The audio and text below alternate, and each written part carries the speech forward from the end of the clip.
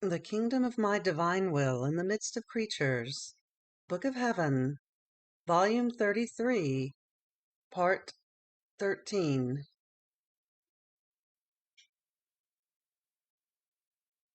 May 26, 1935. Fear, human virtue. Love, divine virtue.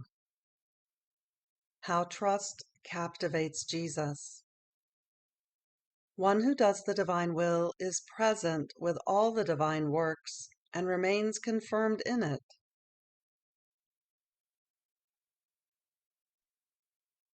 Though I feel abandoned in the arms of the divine volition, I feel my mind filled with apprehension and fears. But I offered them to my sweet Jesus, that he would invest them with his fiat, and would change them for me into peace and love. And he, making me his short little visit, all goodness told me, "My blessed daughter, fear, be it even holy fear, is always a human virtue. It breaks the flight of love, and gives rise to dread and hardship in walking on the way of good. It causes one to always look to the right and to the left, reaching the point of fearing the one who so much loves her. It takes away the sweet enchantment from the trust that makes her live in the arms of her Jesus. And if she fears too much, fear disperses Jesus and causes her to live of herself. On the other hand, love is divine virtue, and with its fire it possesses the purifying virtue to purify the soul from any stain. It unites her and transforms her into her Jesus, and gives her such trust as to let herself be captivated by her Jesus. The sweet enchantment of trust is such and so great that they captivate each other, so much so that one cannot be without the other. And if she looks only to love the one who so much loves her. So the whole of her being is enclosed in love, and since love is the inseparable child of the divine will, it therefore gives the first place of dominion to my divine will. My will extends within all the acts of the creature, both human and spiritual. It ennobles everything, and even though the human acts remain in the shape and matter with which they were formed, and they undergo no external change, all the change lies in the depth of the human will, because everything she does, even the most indifferent things, is changed into divine and confirmed by the divine will. Its crafting is incessant, and it extends its dwelling of peace over everything that the creature does. Therefore banish all fear. In my will, neither fear nor dread nor lack of trust have any reason to exist. They are things that do not belong to us, and you must do nothing other than live of my love and of my will. You must know that one of the purest joys that the creature can give me is trust in me. I feel her as my daughter, and I do with her anything I want. I can say that trust reveals who I am, the immense being, my goodness unending, my mercy with no limits. And the more trust I find, the more I love her, and the more I abound toward creatures. Then I continued my abandonment in the divine volition, and I prayed it to pour itself into my poor soul, and to make me rise again fully in the divine Fiat. Oh, how I wished to be one single act of divine will! And my sweet Jesus, resuming his speech, told me, "My daughter, you must know that all created things, and everything I did and suffered in redemption, run toward the creature, to say to her, 'We bring you the love of your Creator, so as to receive your own.'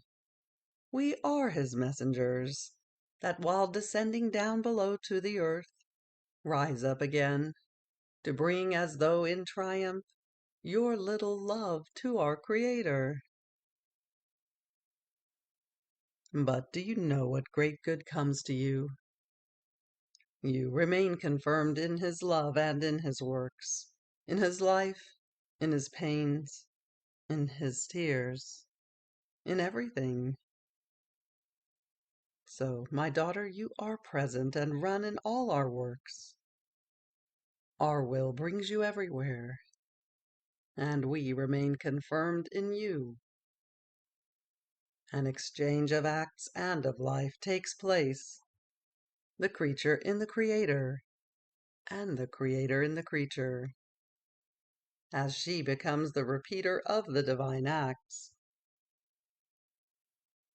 Greater grace I could not give, nor the creature receive. This conformation in our works reproduces all our goods in her.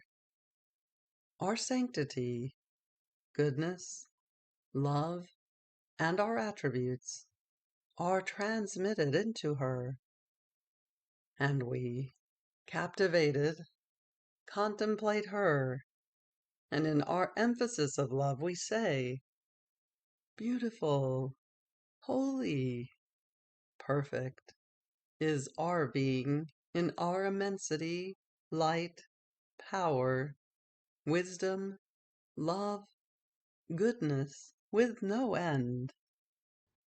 But beautiful also is it to see this, our immensity of attributes, enclosed in the creature. Oh, how she glorifies us and loves us!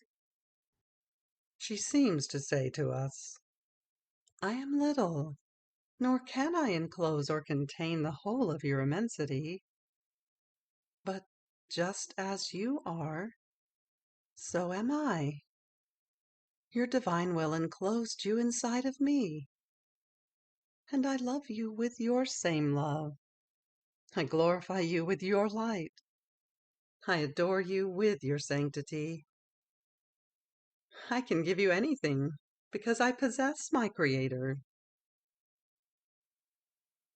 What can my divine will not do in the creature when she lets herself be dominated by it? Anything. Therefore be attentive, if you want to have everything and give everything. Fiat. May 31st, 1935. How the divine power has no limits. Certainty of the coming of the kingdom of the divine will. How redemption and the kingdom are inseparable. I am in the arms of my lovable Jesus, who surrounds me so much with his holy volition that I would not be able to live without it. I feel it inside of me, dominating over the whole of my interior with its sweet empire, and with an unspeakable love.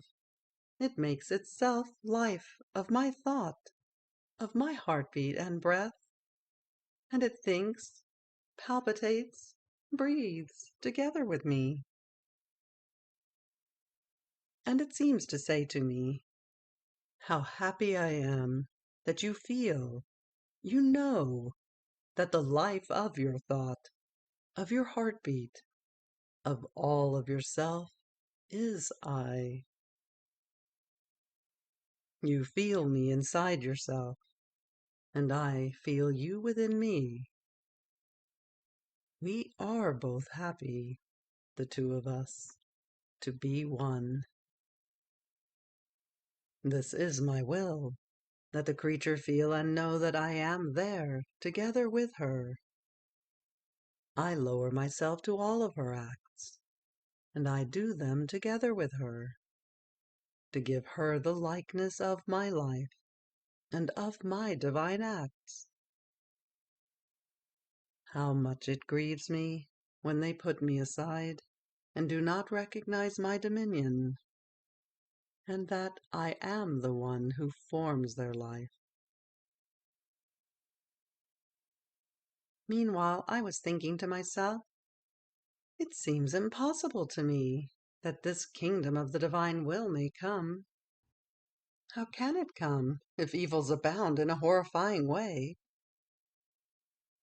And my sweet Jesus, displeased, told me, "My blessed daughter, if you doubt it, you do not believe and recognize my power that has no limits, such that when I want something, I can do anything. You must know that in creating man, our life was placed in him, and he was our dwelling. Now, if we do not bring to safety this life of ours, with its decorum, with its dominion, with our full triumph, making ourselves known, that we are present in this dwelling, so that the creature would feel honored to be dominated and inhabited by a god, if we do not do this, it would mean that our power is limited, that its might is not infinite, that it has no power to save itself, and even less can it save others. While on the contrary, true good, the power that has no limits, serves and brings to safety itself first, and then it pours into others. Now, by coming upon earth, suffering and dying, I came to bring man to safety, that is, my dwelling. Would it not seem strange to you, too, that while I was saving the dwelling, the owner, the inhabitant of it, would be left without his rights, without dominion, and without the power to reach safety himself? Ah, no, no, my daughter, it would be absurd, and without the order of our infinite wisdom. Redemption and the kingdom of my will are one single thing, inseparable from each other. My coming upon earth came to form the redemption of man, and at the same time it came to form the kingdom of my will, in order to save myself, to take back my rights, which by justice are due to me as creator. And in redemption, I exposed myself to so many humiliations, to unheard of pains, unto dying crucified. I submitted myself to everything, to bring my dwelling to safety, and restore in it all the sumptuousness, the beauty, the magnificence with which I had formed it, so that it might be worthy of me once again. Now, when it seemed that everything was over, and my enemies were satisfied, for they had taken my life, my power, which has no limits, called my humanity back to life, and by rising again, everything rose together with me, the creatures, my pains, the goods acquired for their sake. And as my humanity triumphed over death, so did my will rise again and triumph in the creatures, waiting for its kingdom.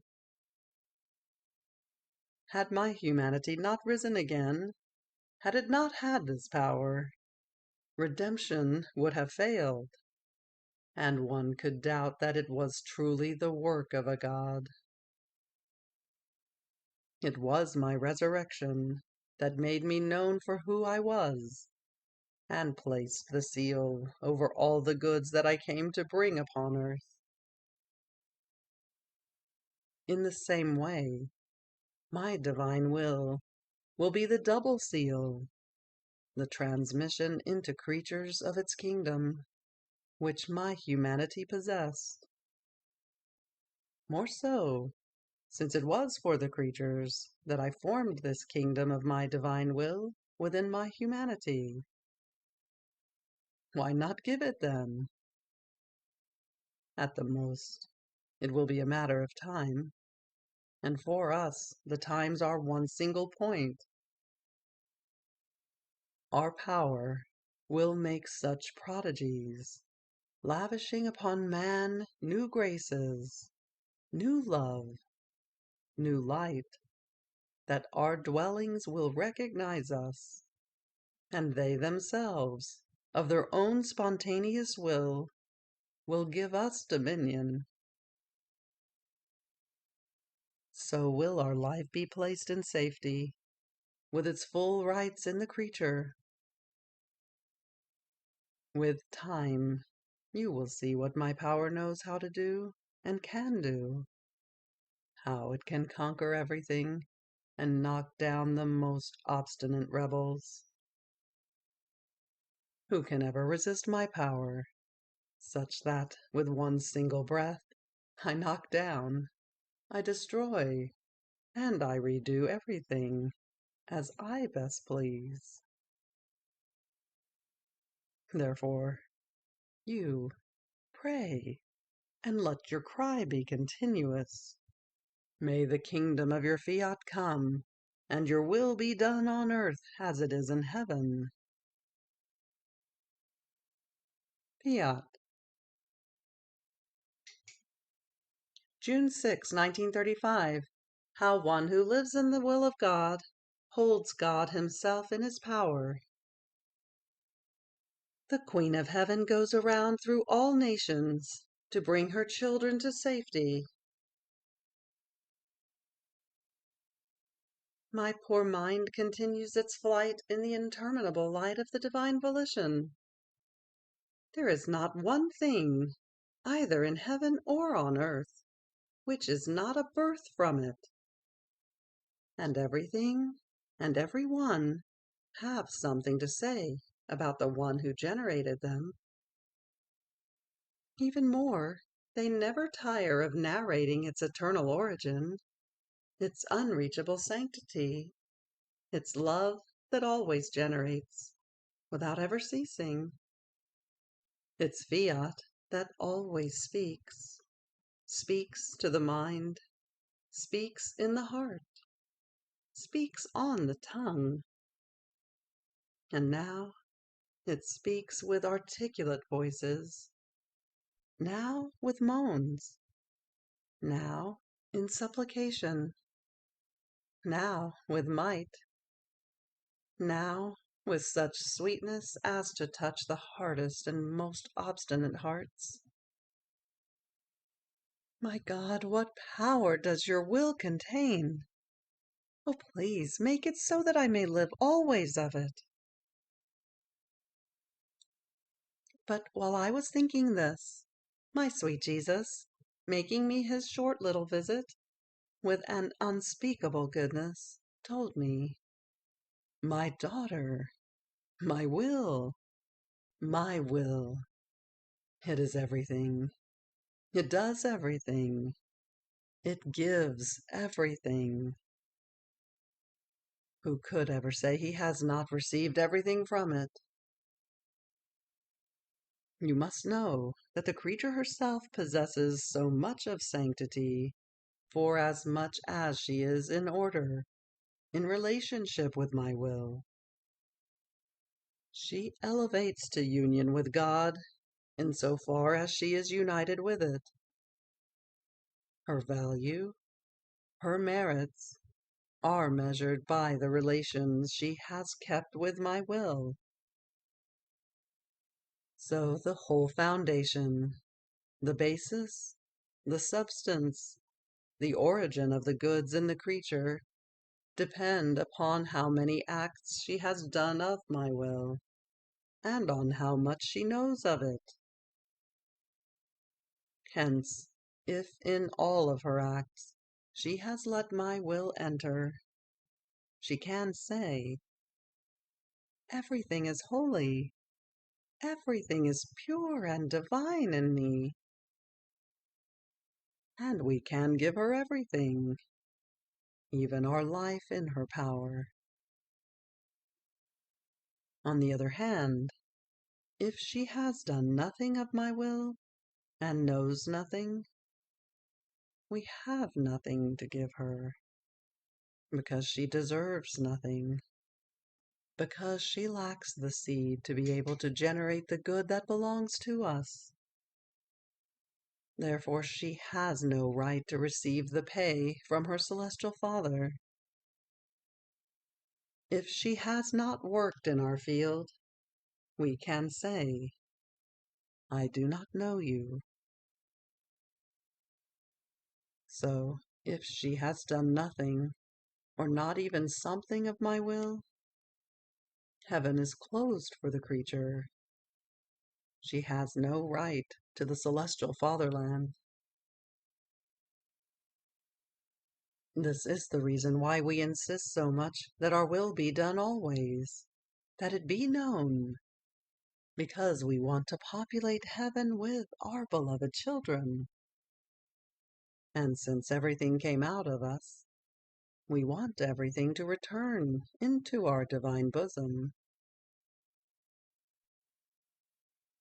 Then after this I continued to think of the divine will, and I prayed that it would hurry, and with its omnipotence, that can do anything, surpass all the obstacles, and make its kingdom come, and its will reign on earth, as it does in heaven. But while I was thinking of this, before my mind, my sweet Jesus showed so many gloomy and horrifying things, in the face of which even the hardest hearts were shaken, and the most obstinate were floored. Everything was terror and fright. I remained so afflicted as to feel myself dying, and I prayed that he would hold back so many scourges. And my beloved Jesus, as though having pity on my affliction, told me, "My daughter, courage! Everything will serve for the triumph of my will. If I strike, it is because I want to restore. My love is so great that when I cannot win by way of love and of graces, I try to win by way of terror and fright. The human weakness is such that many times it pays no heed to my graces. It plays deaf to my voice. It laughs at my love. But it is enough to touch its flesh, or take away the things necessary to the natural life, that it lowers its pride. It feels so humiliated as to become a rag, and I make of it whatever I want. Especially if they do not have a perfidious and obstinate will, a chastisement is enough, seeing themselves on the brink of the sepulchre, that they return into my arms. You must know that I always love my children, my beloved creatures. I would turn myself inside out so as not to see them struck. So much so that in the gloomy times that are coming, I have placed them all in the hands of my celestial mamma. To her have I entrusted them, that she may keep them for me under her safe mantle. I will give her all those whom she will want. Even death will have no power over those who will be in the custody of my mamma. Now, while he was saying this, my dear Jesus showed me with facts how the sovereign queen descended from heaven with an unspeakable majesty, and a tenderness fully maternal. And she went around in the midst of creatures throughout all nations, and she marked her dear children and those who were not to be touched by the scourges. Whomever my celestial mamma touched, the scourges had no power to touch those creatures. Sweet Jesus gave to his mamma the right to bring to safety whomever she pleased. How moving it was to see the celestial empress going around to all places of the world, taking creatures in her maternal hands, holding them close to her breast, hiding them under her mantle, so that no evil could harm those whom her maternal goodness kept in her custody, sheltered and defended. Oh, if all could see with how much love and tenderness the celestial queen performed this office, they would cry of consolation, and would love she who so much loves us. Fiat. You have reached the end of the Book of Heaven, Volume 33, Part 13. Fiat.